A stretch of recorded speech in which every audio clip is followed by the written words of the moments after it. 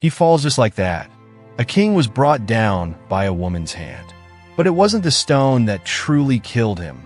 Oh no, it was his pride that finished him off. Abimelech was not like other men. He wanted to be king, and he would do anything to get that power. His father, Gideon, was a great leader who had saved us from our enemies, but he never wanted to be king. Gideon had many sons, 70 in total, but Abimelech was different because his mother was from Shechem. He saw this as his chance. Abimelech went to the leaders of Shechem and said, "Why should all the sons of Gideon rule over you? I'm one of you. Make me your king." The leaders liked his idea, so they gave him 70 pieces of silver, and with it, Abimelech hired some rough men to help him. Then he did something terrible. He went to his father's house in Ophrah and killed all his brothers, 70 of them, all on one stone. Only one brother escaped, Jotham.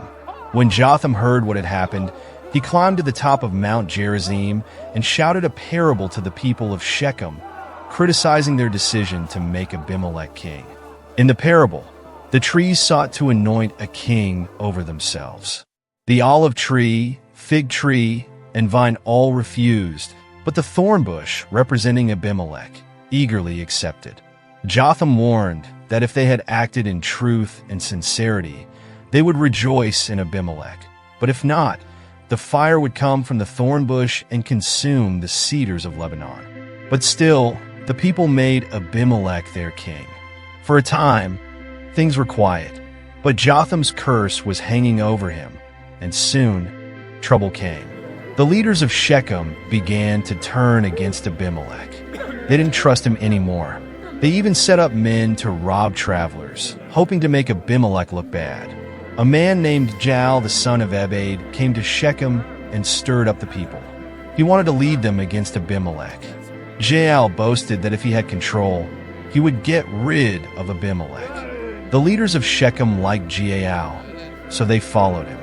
But one of the leaders, Zebul, secretly stayed loyal to Abimelech. He sent word to Abimelech, telling him about Jael's plan. Abimelech didn't waste any time.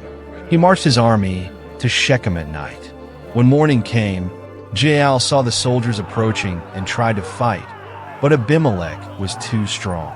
Jael and his men were defeated, and Abimelech wasn't done yet. He attacked Shechem and destroyed the city. He even burned down the temple of El-Berith where people were hiding, killing 1,000 men and women in one day.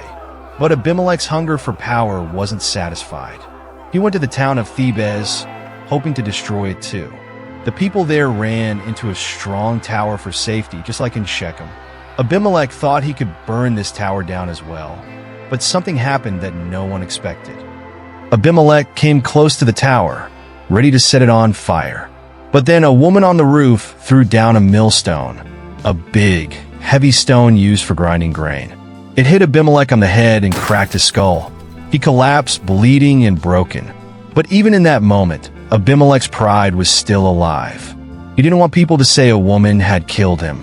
So he called out to his young servant and begged him, "Draw your sword and kill me, so they won't say a woman did it."